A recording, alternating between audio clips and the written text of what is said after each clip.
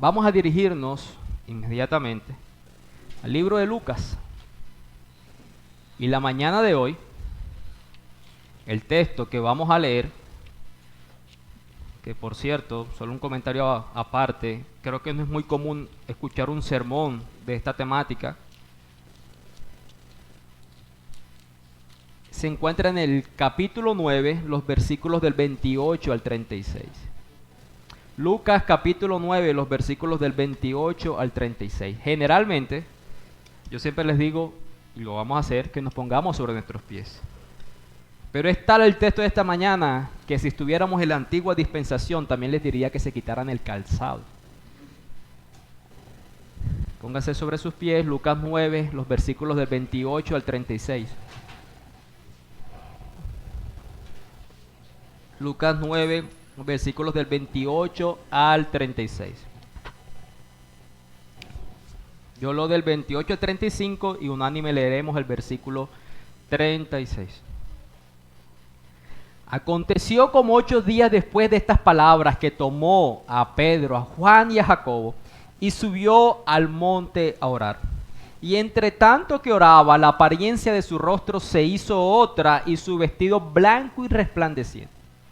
Y he aquí 2 varones que hablaban con él, los cuales eran Moisés y Elías, quienes aparecieron rodeados de gloria y hablaban de su partida que iba Jesús a cumplir en Jerusalén. Y Pedro y los que estaban con él estaban rendidos de sueño, mas permaneciendo despiertos, vieron la gloria de Jesús y a los 2 varones que estaban con él.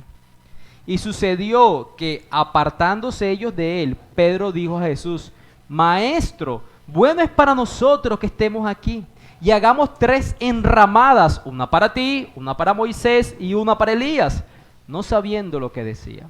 Mientras él decía esto, vino una nube que los cubrió, y tuvieron temor al entrar en la nube.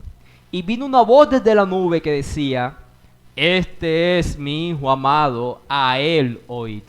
Juntos.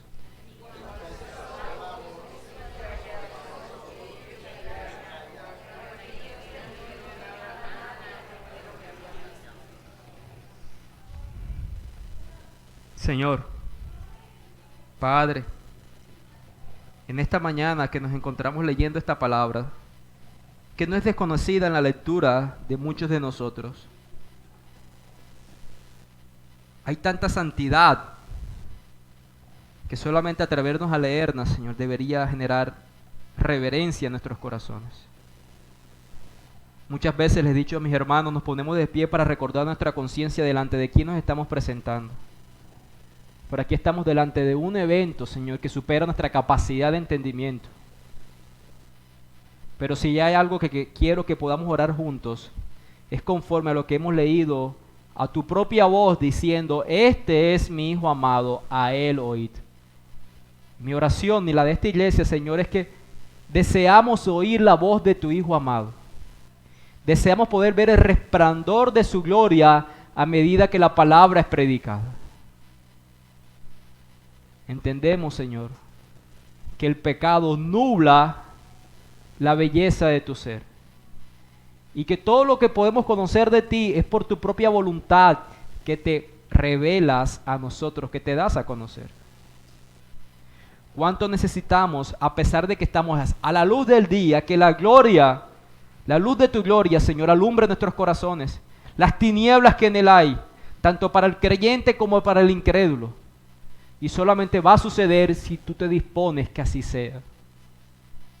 No tengas en cuenta, Señor, las muchas debilidades de este predicador, ni las falencias de cuando habla, para que tu poder sea notorio en las personas que aquí nos encontramos reunidos.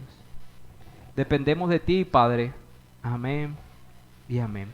Pueden sentarse, queridos hermanos.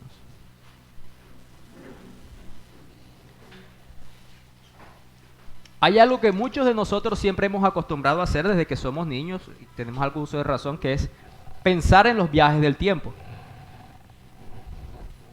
Muchos de nosotros siempre nos hemos imaginado qué sería de presenciar, estar en algún momento de la historia de la humanidad. Cada uno ha tenido sus momentos de elección. Me hubiese gustado conocer tal momento, vivir tal época histórica. En relación a los hechos narrados en los evangelios, ustedes lo conocen, ¿cuál de esos hechos sería los que ustedes apuntarían de presenciar? Como dice uno, tienen un tiro o dos tiros, pues, para ser un poco más flexible. ¿Cuáles hechos les gustaría a usted? Quizás no se lo ha preguntado, quizás sí. Algunos pudieran decir, obviamente la fe está basada en qué, principalmente en la obra de Jesús, que es consumada y visible al momento de la resurrección. Algunos de nosotros diríamos poder presenciar la tumba vacía y ver cuando Él sale de esa tumba sería un evento que aumentaría mi fe o que quisiera ver. Usted puede hacer su propia elección, pero yo espero que entre ese top 2, entre esas dos opciones, ojalá estuviera este evento que hemos leído en esta mañana. Porque lo que hemos leído en esta mañana está diciendo que ese Dios encarnado en la persona de Jesús hace una evidencia o una revelación de la divinidad de su ser. Él ha estado manifestando que Él es el Hijo de Dios. Ha sido manifestado desde su nacimiento por ángeles, ¿recuerdan? Una escena también de una luz que interrumpe la noche. Lo vimos unos capítulos atrás. Y se escuchaba un coro celestial. Ha nacido un Salvador. Los demonios lo identifican como el Hijo de Dios. Pedro mismo, unos versículos anteriores, en los versículos 18 al 20, había dicho: tú eres el Cristo de Dios, el ungido, el enviado de Dios. Ellos sabían que estaban delante de quien Dios había enviado, pero también delante de ese mismo Dios. La pesca milagrosa, las palabras de Pedro: apártate de mí porque yo soy un hombre pecador. Pero lo que ellos iban a presenciar con sus propios ojos físicos era la gloria de la divinidad en la persona de Jesús. Recuerde que ellos son judíos y la ley establecía en una petición de Moisés de quiero ver tu gloria. La respuesta de Dios es: Moisés, tú no puedes pedir eso. ¿Quién puede verme y seguir viviendo? Hermanos, estamos delante de un evento, de un suceso que únicamente pudo ser llevado a cabo por la prerrogativa de Dios, por la voluntad de Dios. Así como sucedió con Moisés, que él dejó ver sus espaldas, Dios mismo. Aquí Cristo, según lo que leímos, tomó a 3 de sus discípulos y los llevó aparte para manifestar la gloria de su ser. Ese es el título de nuestro sermón, según el versículo 32. Dice que ellos vieron la gloria de Jesús, y así es el sermón, la gloria de Jesús. Esto es una narrativa. Eso quiere decir que podemos ir consecutivamente por medio de los versículos para comprender esta historia. Y si quieren recordarlo de manera fácil, podemos agruparlos de tal manera que en los versículos 28 y 29 vemos a Jesús que se va aparte a orar con sus 3 discípulos. En los versículos del 30 al 33 vemos la aparición de Moisés y de Elías. Y en los versículos 34 y 36 vemos el actuar o la voz del Padre. Es la manera como podemos recordar esta historia. ¿Cuál es el tema de lo que hemos leído aquí para ir clarificando un poco la idea? Precisamente la gloria de Jesús, de su divinidad revelada a los hombres. ¿Qué es importante que podamos tener en cuenta para comprender mejor la historia? Los personajes, los hechos y los sucesos que suceden aquí, las explicaciones teológicas de esos hechos, de esas narrativas, las implicaciones que eso tiene y por supuesto aplicaciones, porque esto no se trata de una clase académica, sino de un sermón que oramos para que sea aplicado a nuestras vidas. Tenemos un reto, porque estamos hablando de un suceso que no es muy común. En realidad solamente le sucedió a ellos. Y pudiéramos llegar a pensar que esto no tiene que ver con nosotros, porque nosotros no estamos en la cotidianidad de semejante relato. Pero quiero que podamos esperar hasta el final y darse cuenta que sí tiene que ver con nosotros y tiene unas implicaciones para nuestra vida práctica de fe. Un poco de contexto. Cuando dice que aconteció como 8 días después de estas palabras, ¿cuáles palabras? ¿Dónde nos encontramos? Nos encontramos en la confesión de los apóstoles por medio de Pedro, como siempre, liderándolos cuando tocaba hablar, a tiempo y fuera de tiempo, particularmente fuera de tiempo. Cuando Pedro había había respondido a la pregunta de Jesús, ¿vosotros quién dices que soy? Versículo 20. Pedro manifiesta, tú eres el Cristo de Dios, el ungido, a quien Dios ha enviado como su Mesías y libertador. Pero no solamente tenemos esas palabras, el reconocimiento por parte de ellos que Cristo era el enviado de Dios, que Cristo mismo es Dios, sino que tenemos las palabras de Jesús. ¿Cuáles son las palabras de Jesús? Lo que vimos en los versículos del 21 adelante, el anuncio de su muerte. Es necesario que el Hijo del Hombre padezca muchas cosas y sea desechado por los ancianos, estoy leyendo el versículo 22, por los principales sacerdotes, por los escribas, y que sea muerto y resucite el tercer día. Hermanos, estamos parados, imaginen que esta trila es la cruz, estamos viendo una historia antes de la cruz y nosotros estamos ubicados después de la cruz. Estos sucesos nosotros los estamos estudiando de manera retrospectiva, es decir, con el conocimiento que la cruz fue real y que verdaderamente resucitó. Pero las personas que están viviendo este relato que estamos leyendo esta mañana, ellos estaban ubicados antes de ese suceso. Por mucha fe que vemos en Pedro al manifestar que Jesús es el Cristo, sin todavía haber pasado para la cruz, en su conciencia no puede racionalizar perfectamente cómo el Hijo de Dios, siendo Dios, quien provee la vida, va a degustar la muerte. ¿Y qué es eso de resucitar? Mucho de lo que vemos aquí es la incertidumbre de un hombre, de unos hombres que están conociendo unas realidades teológicas, pero que todavía no habían sido llevadas a cabo en el suceso de la crucifixión. Eso es importante tenerlo en cuenta. Están entonces en el contexto de esas palabras, de la confesión de que Él es el Cristo, y de las palabras de ese Cristo es, yo voy a morir. Ellos esperando un libertador, un rey, un Mesías. Y ahora el plan se ve confuso, no se ve tan claro, porque en quien ellos depositaron su confianza iba a morir, y morir es sinónimo como de ¿qué? De derrota. En quien hemos confiado. Eso va a estarlos acompañando en varios de los sucesos que estaremos viendo. Y dice entonces que él tomó a Pedro, a Juan y a Jacobo, el hermano de Juan, y subió al monte a orar. Para comprender un poco más este relato, quiero decirles que esta historia se encuentra en los otros dos evangelios sinópticos, Mateo capítulo 17 y en Marcos capítulo 9. Y cada uno de ellos añade otro tipo de detalles que estaremos viendo para comprender un poco mejor esta historia. Solo Lucas dice que fueron a ese monte a orar. Les he dicho varias veces que en el evangelio de Lucas, a diferencia de los demás apóstoles, hace mucho énfasis en la oración de Jesús. Y después que esas palabras sucedieron, dice que alrededor de 8 días, él toma a 3 de los discípulos, Pedro, a Juan y a Jacobo. Y hemos aprendido, o quizás ustedes han escuchado, que este es el círculo más íntimo del Mesías. Ellos también están acompañándolo en otro escenario de oración profunda, a finales casi de su crucifixión. ¿Recuerdan el monte Getsemaní?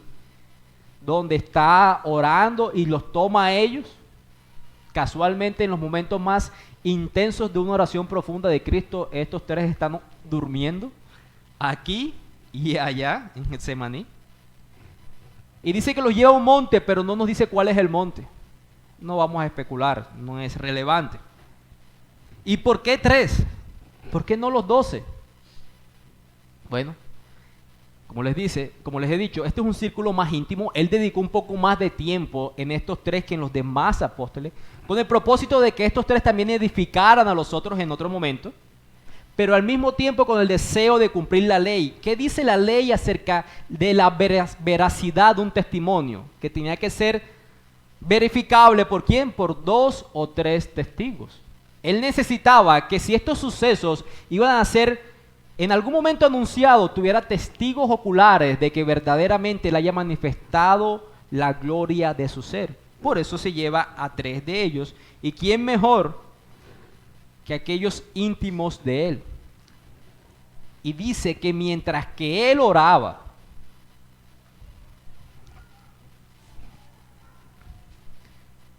como les he dicho,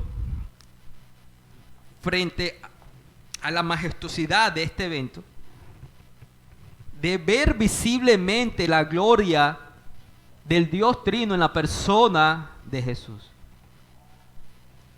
y las implicaciones que tienen para nosotros, he orado mucho para que la narrativa de este suceso les haga a ustedes experimentar que están viviendo ese momento. Dios permita que eso pueda suceder. Si comprendemos que ellos estaban dormidos, comprendemos que sería alguna hora alta de la noche. Estamos de noche, aunque estén las luces prendidas. Estamos en un lugar que se va a un monte solitario, una brisa fría, un cansancio físico como algunos de ustedes en esta mañana. Y para que sea más semejante, alguno puede estar dormido y es acorde a lo que estamos leyendo aquí. Y él está orando y dice que la apariencia de su rostro se hizo otra. El Evangelio de Marcos, de Mateo, habla de que se transfiguró. Eso es una palabra griega que ustedes conocen, que es metamorfosis. Y lo que se está diciendo es que él empezó a tomar una forma distinta. En su mismo ser empezó a cambiar la apariencia de su rostro. ¿Por qué su rostro o su apariencia se hizo otra? Dice Mateo que su rostro fue como el sol, resplandeció como el sol. Y también vemos la visibilidad de eso en su ropa, su vestido blanco y resplandeciente. Bueno, sabe que ellos están dormidos y el versículo 32 dice que ellos vieron la gloria de Jesús. ¿Qué quiere decir eso? Que la gloria de Jesús se hizo visible por una refulgente luz. Fulgor es una luz, un brillo muy intenso. Lo que estamos viendo aquí es que en medio de la oscuridad, el ser de Jesús empezó a alumbrar de tal manera que los evangelistas describen su rostro parecía el sol y su ropa más blanca y resplandeciente. Marcos dice que era tan blanco como la nieve, que ningún lavador en la tierra los puede hacer tan blancos. Ustedes han tenido esa experiencia de que han llevado la ropa a la lavandería porque ya no le pueden sacar más blanco en sus casas, y particularmente la ropa blanca que se va poniendo como amarilla. Y usted lo lleva con esa esperanza de la lavandería y dice, wow, ahora sí quedó el blanco que yo estoy esperando. Marcos está diciendo que no existe ningún lavador, ninguna persona que pueda aplicar un producto para volver esa ropa tan blanca como se veía en Jesús.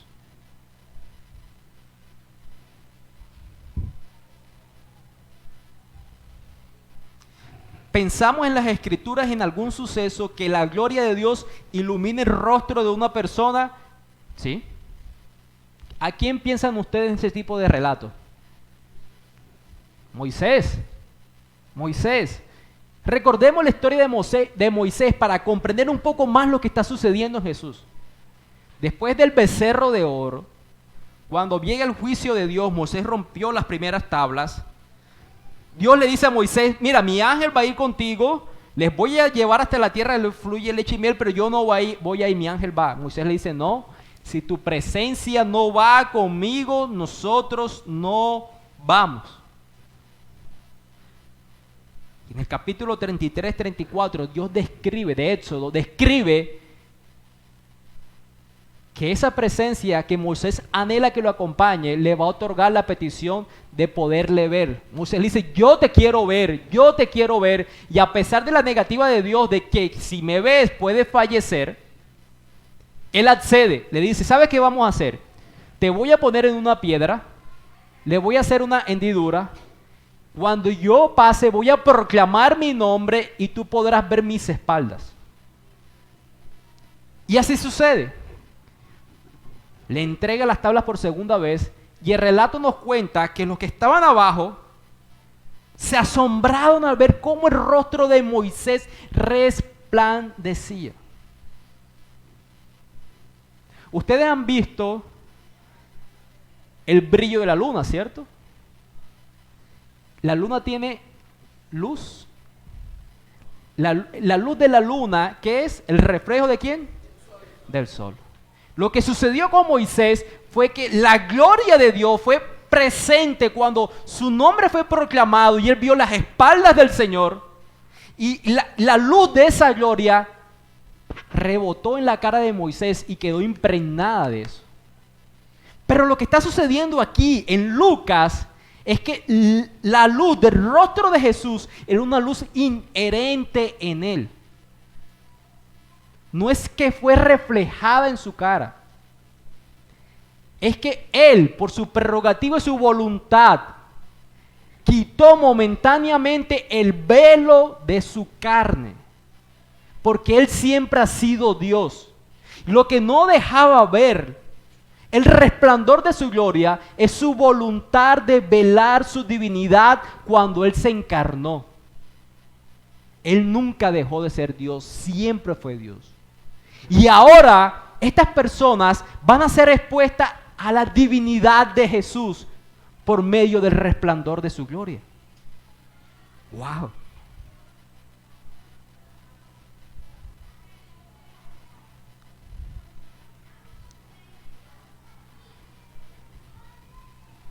Para añadir más drama a esta historia, no solamente se transformó, se transfiguró, su apariencia cambió, su ropa se hizo más blanca, sino que aparecen dos varones que hablaban con él. Esto es sorpresa tras sorpresa, impresión tras impresión, de tal punto que uno no sabe en qué evento quedarse. Ver la gloria de Dios en la persona de Jesús que había sido velada por su carne, verla visible y ahora ver a dos varones como Moisés y como Elías.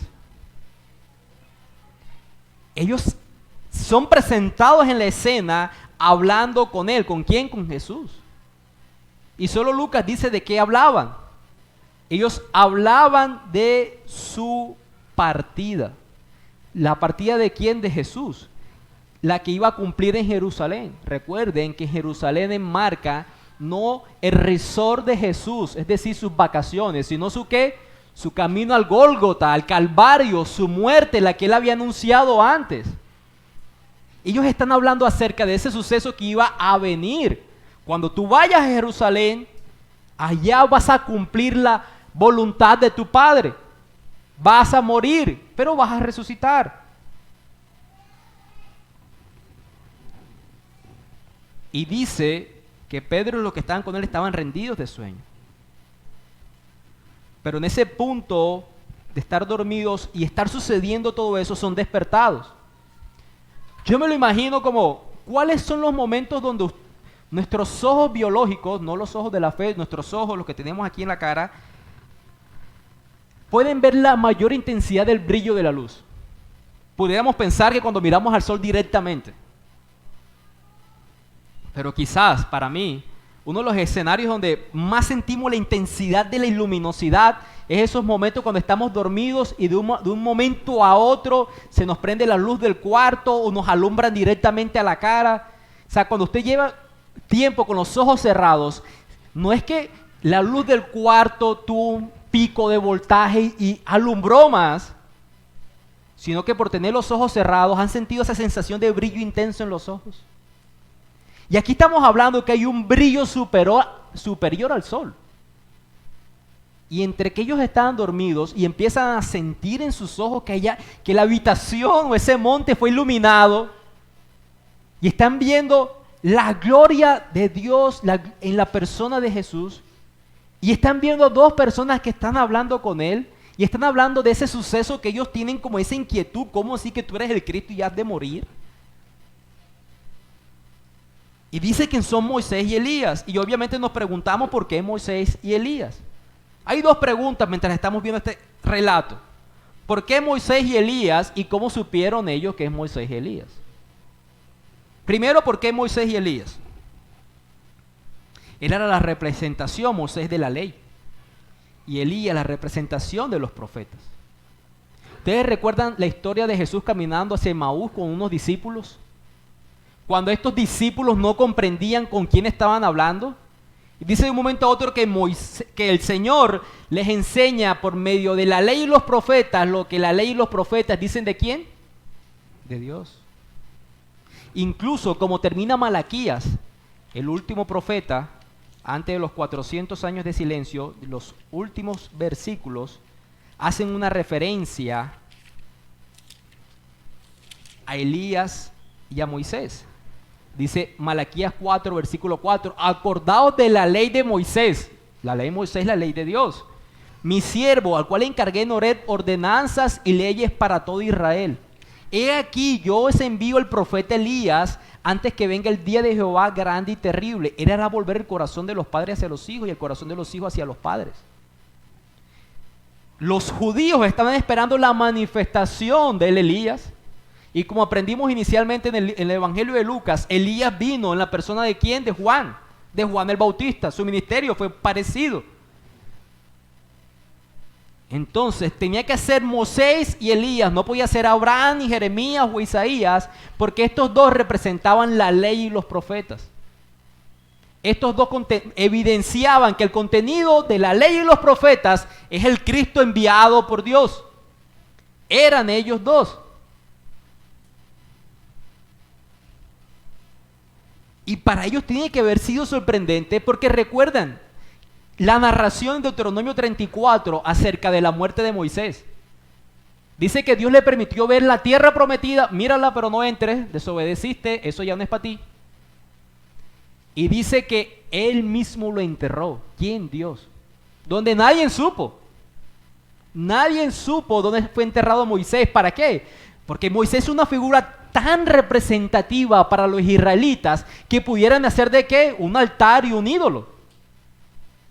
Nadie sabía dónde estaba Moisés y ahora está ininterrumpiendo la historia Moisés. Ahí vuelve. ¿Qué sabemos de la muerte de Elías? Segunda de Reyes capítulo 2 versículos 11. Carros de fuego y un torbellino, está hablando con Eliseo y llega este carro en medio de ellos y se lleva a Elías. Y aquí está apareciendo en la escena dos personajes que no se sabía qué había sucedido con ellos y con sus cuerpos.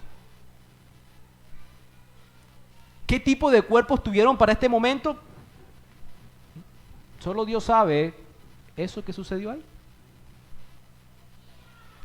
No solo bastó con ver esa refulgor brillante entendiendo que era la magnificencia de la divinidad de Jesús, sino que ahora se añade estos dos personajes históricos que contemplan la ley y los profetas, todo lo que la palabra de Dios ha sido manifestada, hablando lo que la ley y los profetas, hablando con quien la ley y los profetas hablan, es decir, con Jesús.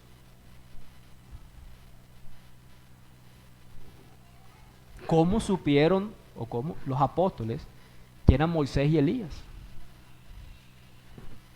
Opción A, un rótulo escarapela, soy Moisés, soy Elías.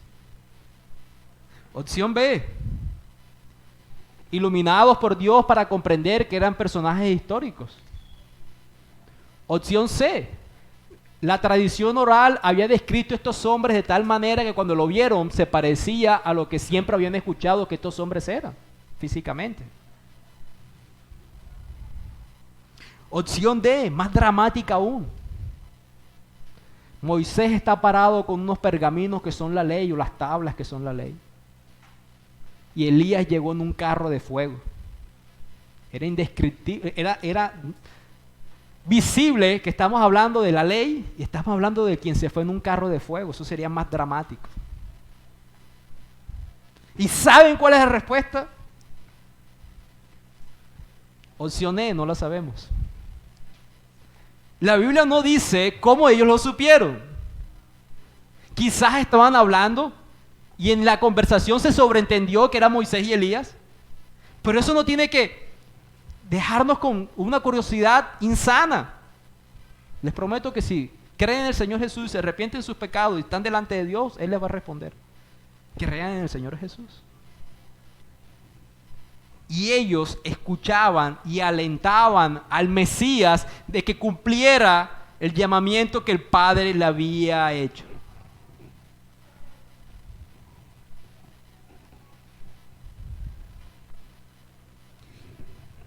Y luego que ellos vieron todo esto, estando despiertos, y describen que vieron la gloria de Jesús y a estos dos varones que estaban con él, un evento todavía mucho más dramático.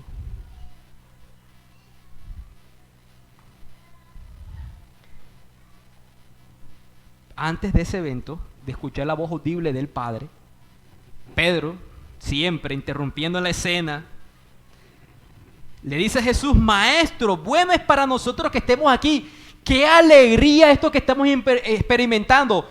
Atemorizante, sí, pero es supremamente gozoso. No nos vayamos nunca de aquí. Hagamos 3 enramadas, 3 tabernáculos, 3 tiendas de campaña. Para ti, para Elías, para Moisés. Por lo menos fue humilde y no se incluyó él también en el mismo estándar. No importa, yo me quedo aquí en una piedrecita. Ustedes estén protegidos ahí en esas tiendas de campaña y nunca más nos vayamos de aquí. En este punto se parece a nosotros cuando queremos experimentar la gloria de Dios sin tener que pasar por la cruz. Lo que Pedro le está diciendo aquí a Jesús es: no vayas, otra manera de decirle, no vayas a la cruz. Esto aquí está muy bien. Lo que yo estoy sintiendo al ser expuesto a tu divinidad es tan gozoso, tan satisfactorio, tan lleno de mí que me hace sentirme pleno, que ¿para qué continuar con este viaje? Muchos de nosotros queremos experimentar la gloria de Dios sin tener que pasar por la cruz. Y el sermón pasado era: carga tu cruz.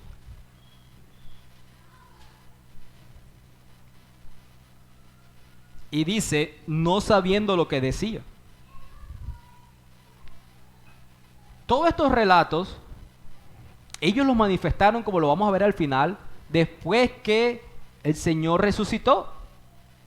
Y se lo enseñaron a los demás apóstoles. Y estos a los demás hasta llegar a nosotros y quedar escrito en la palabra. Y Pedro mismo está haciendo el comentario de sus palabras. ¿Cómo sabemos que Pedro no sabía lo que estaba diciendo? Porque cuando seguramente hablaba con Marcos, que Marcos, el relato de Marcos, principalmente que fue discípulo de Pedro, es por la enseñanza del apóstol Pedro. Yo me imagino a Pedro contándole a Marcos, ¿no? Mira, cuando eso sucedió, yo dije esta barrabasada. Yo no sabía lo que yo estaba diciendo, pero recuerden, esto estaba sucediendo antes de la cruz. Usted lo está viendo de manera retrospectiva. Usted entiende que la cruz es necesaria para llegar a la gloria de Dios, pero no había experimentado la cruz del Mesías. Y entonces, mientras él decía esto, vino una nube que los cubrió y tuvieron temor al entrar en la nube. La nube para los israelitas representaba la presencia de Dios, lo que ustedes conocen en sus clases de hebreo, la Shekinah o Shekinah. Monte Sinaí, desciende la nube con truenos que ilumina, esa nube que acompañó a los israelitas en el desierto, que representaba la presencia de Dios. Y viendo ese fulgor inherente en Jesús, escuchando a Moisés y Elías, ahora viene esta nube delante de ellos y tuvieron temor cuando vieron que esa nube se acercaba. Si usted está por cosas de la vida, en la puerta de su casa, en una hora cultural, 3 de la mañana, y digo cultural porque esa hora es la que decimos que suceden cosas paranormales, y usted ve que viene una persona que no alcanza a ver bien, pero audiblemente se escucha que llora profundamente, y su llanto es lamentándose la pérdida de un hijo, y casualmente está sucediendo en una calle de Tamalameque.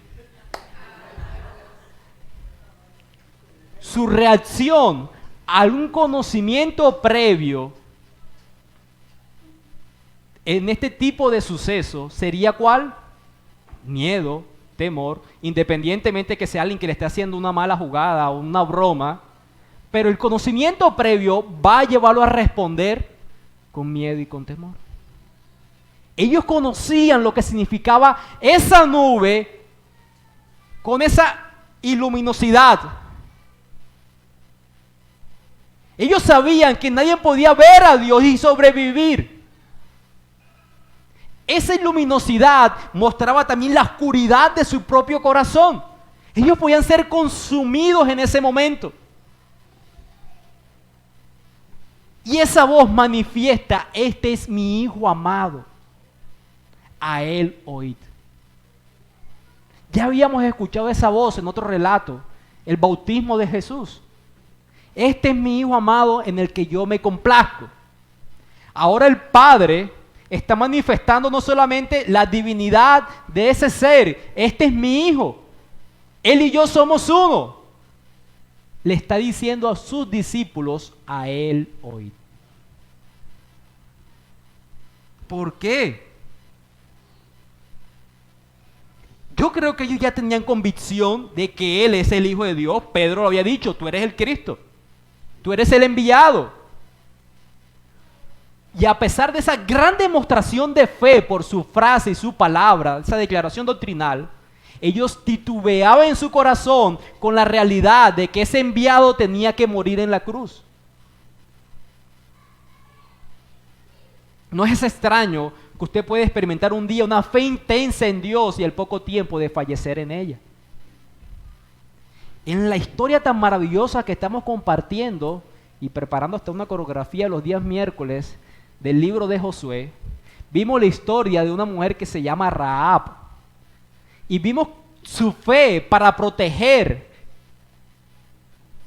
a unos espías, pero al mismo tiempo cómo falló al mentir mientras los protegía. Y decíamos, no es extraño, mis hermanos, tener una fe muy intensa y un momento de debilidad donde esa fe fallezca.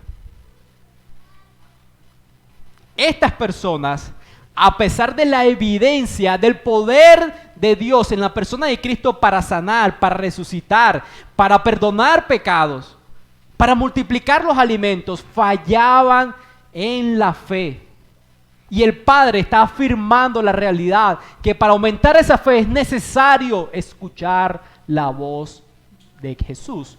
Porque Jesús es el Hijo de Dios, porque Jesús es Dios.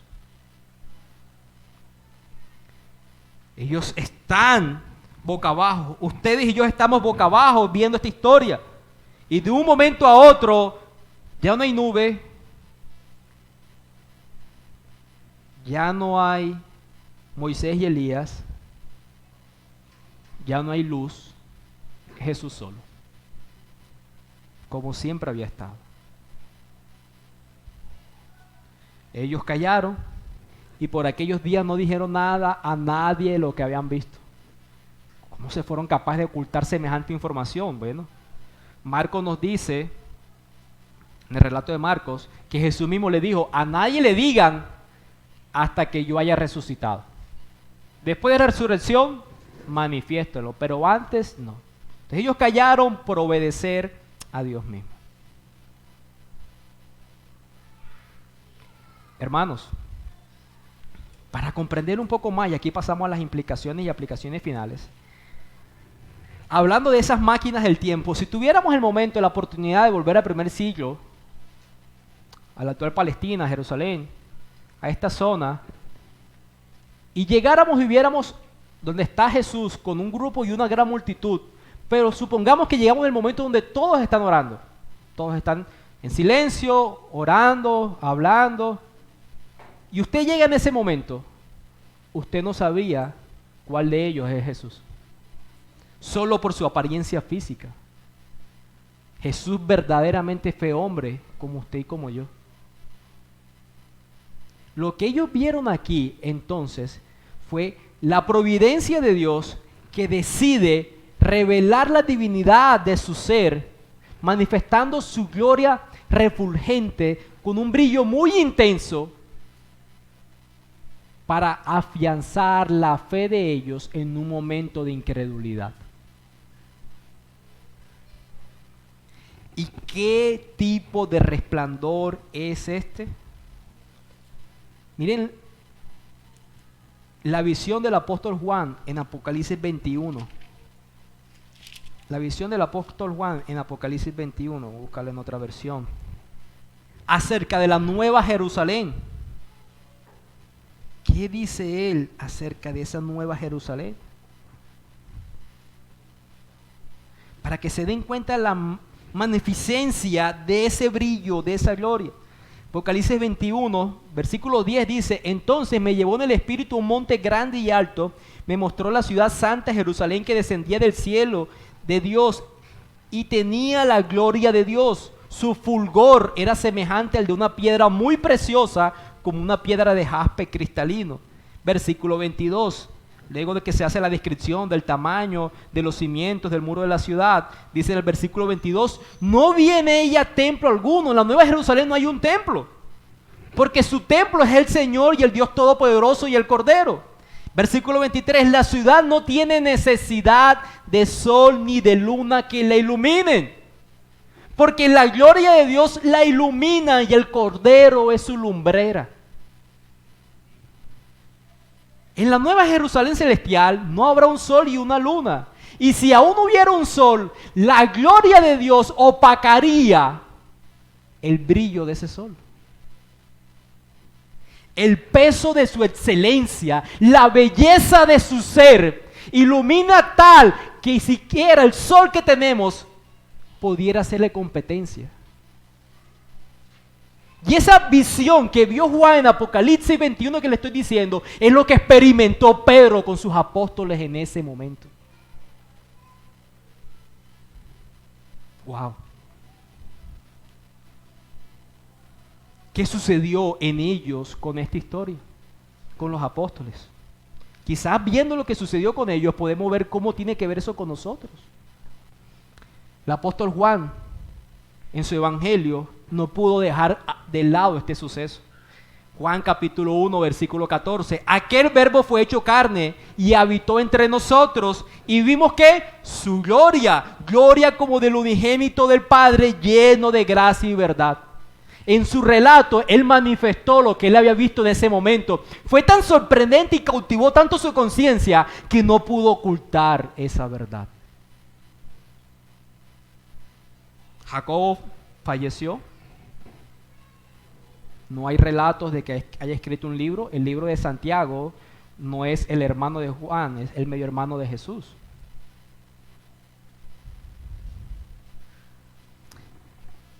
El apóstol Pedro hace también un relato de lo que esto significó para él. Segunda de Pedro, capítulo 1. Dice lo siguiente. A partir del versículo 16 dice lo siguiente. Porque cuando les dimos a conocer el poder y la venida de nuestro Señor Jesucristo, no seguimos fábulas ingeniosamente inventadas, sino que fuimos testigos oculares de su majestad. Este relato de esta mañana no es una fábula o un invento. Es el testimonio de lo que él presenció con sus propios ojos. Pues cuando él recibió honor y gloria de Dios Padre, la majestuosa gloria le hizo esta declaración: este es mi Hijo amado en quien me he complacido. Nosotros mismos escuchamos esta declaración hecha desde el cielo cuando estábamos con él. ¿Dónde? En el monte santo. ¿Qué está diciendo él? La gloria de Dios en la persona de Jesús, yo la vi y la escuché por la misma voz del Padre.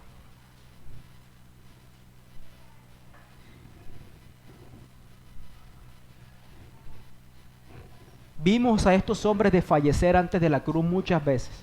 Este mismo suceso no fue suficiente para evitar el pecado de Pedro al negar al Señor Jesús. Luego de la cruz y el descenso del Espíritu Santo y el ascenso del Señor Jesús, vimos a estos hombres transformados, fortalecidos en su fe, siendo formados a la imagen del Señor Jesús, establecidos como los pilares de su iglesia. Y quizás, al haber escuchado esta narrativa y haber visto esta historia, ha sido mi oración que esa luz de la gloria de Jesús pueda llegar a nuestros ojos espirituales para sentir un poco de lo que ellos experimentaron en ese momento. Y usted pudiera estar diciendo, en este momento su conciencia, oh Dios, ¿qué sería de mí? Que ya yo sé que moriste por mis pecados, que ascendiste, que venciste la muerte, que tendré la eternidad contigo para disfrutar de la gloria de tu ser, de ver la belleza de tu ser. ¿Cómo quisiera ahora, en este momento, mientras tú vienes o yo voy, poder tener un tipo de esta experiencia y mi fe sea aumentada? ¿Qué sería de mi vida, de mi obediencia, de mi amor para contigo, de mi disposición de servirte, de tomar mi cruz y renunciar cada día a mí si yo pudiera experimentar en mi habitación, en una noche oscura, que sea iluminado por el fulgor de tu gloria, de tu ser? El apóstol Pedro dice, no es necesario. Lo que tú necesitas no es una experiencia de estas. Ahí mismo en el segundo capítulo de Pedro, él sigue diciendo lo siguiente. Debido a esa experiencia en el versículo 19, en versión MTV, ahora confiamos aún más en el mensaje que proclamaron los profetas. ¿Vieron eso? Esa experiencia tuvo un beneficio, aumentó mi fe, pero yo no me quedé solamente en esa experiencia, porque lo que yo necesito para mi vida lo encuentro en lo que los profetas declararon, la ley y los profetas, que es aquí. Su palabra revelada, que es lo que Jesús hizo en camino a Emaús. Ustedes, dice el apóstol Pedro, y aquí la aplicación de la experiencia de Pedro a la transfiguración de Jesús, que tiene que ver con nosotros, ustedes, iglesia, su palabra es verdad, deben prestar mucha atención a lo que ellos escribieron, porque sus palabras son como una lámpara que brilla en un lugar oscuro hasta que el día amanezca y Cristo, la estrella del mañana, brille en el corazón de ustedes. Permítame leerlo en la otra versión más clara, no tan fidedigna, pero sí clarifica mucho. Dice lo siguiente: por eso estoy completamente seguro de que el mensaje de Dios que anunciaron los profetas es la verdad, por la experiencia que viví allá. Por favor, presten atención a ese mensaje, pues les dirá cómo vivir hasta el día en que Cristo vuelva y cambie sus vidas. Lo que yo experimenté al ser expuesto a la gloria de Jesús en ese monte santo afirmó mi fe. ¿En dónde? En esta palabra que es segura, es la palabra perfecta de Dios. Lo que usted y yo necesitamos en este peregrinaje para poder desechar lo que Satanás y el mundo nos ofrece, que nos parece como más deseable, más gozoso que la misma presencia de Dios y la obediencia a Él y el servicio a Él y tomar nuestra cruz y seguirle a Dios, es la manifestación de la gloria de Dios en la persona de Jesús aquí, en la palabra de Dios y no en nuestro cuarto. Porque aquí está la gloria de Dios en la persona de Jesús. Esta palabra manifiesta lo que ellos pudieron ver con ojos físicos, pero nosotros lo veremos con los ojos de la fe. Hebreos 1:3 dice que el resplandor de su gloria, que Jesús es el resplandor de su gloria, la imagen misma de su sustancia. Cuando conoces a Jesús en su palabra, estás siendo expuesto a la belleza de su ser y el fulgor de su gloria debe ser apreciado por nuestras conciencias. Si yo te llevo una joyería y yo te digo, la que desees es tuya, Y hay muchas que están opacas y hay otra que brilla mucho más. Seguramente tú podrás pensar, esas que están opacas quizás no son genuinas. Y seguramente tus ojos van a tomar aquella que tenga un brillo mayor que ilumine tus ojos. Ese es el regalo que yo quiero. Lo que el mundo nos ofrece en aparente gozo y satisfacción que ilumina para nosotros, la única manera que puede ser desechada es por un brillo mayor, un peso de la excelencia, de la belleza de nuestro Dios en la persona de Jesús. Lo que tiene que pasar a nuestros corazones entonces es que oremos fervientemente como iglesia, que podamos experimentar la belleza del ser de Jesús. Porque sí, y solo así podemos decirle entonces no a lo que el mundo tiene para nosotros. Si deseamos ser transformados en nuestros corazones, hasta que el día que Cristo venga y nos lleve a ese estado de gloria permanente, que podamos ver sin ningún tipo de velo la hermosura de su ser, debemos, hermanos, clamar y orar para que la gloria de Jesús sea visible a los ojos de nuestra fe, para que de esa manera nuestro corazón sea dominado por la belleza de su ser. Solo así, hermanos, contemplando al Señor, caminaremos hasta la Jerusalén celestial. Vamos a orar. Oh bendito Dios, Padre.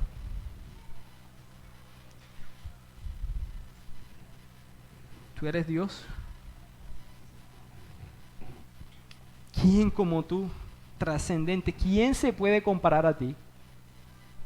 Que has tenido la benevolencia, la gracia y el amor de revelarte a corazones pecadores como los nuestros. Y a pesar de que te hemos conocido y que te hemos experimentado, muchas veces preferimos irnos por otros caminos que no son los tuyos. Decidimos caminar por donde el mundo camina y no caminar por los pasos de Jesús. Perdónanos cuando no hemos apreciado la hermosura de tu ser. Y oramos para que el fulgor de tu gloria domine nuestros ojos espirituales, ponga un peso en nuestra conciencia y nos demos cuenta que no hay nada más hermoso que tu ser, que la comunión eterna contigo, que podemos experimentarla ahora en obediencia y servicio a ti. Transfórmanos a la luz de esta realidad, Señor. Bendito seas, Padre. Amén y amén.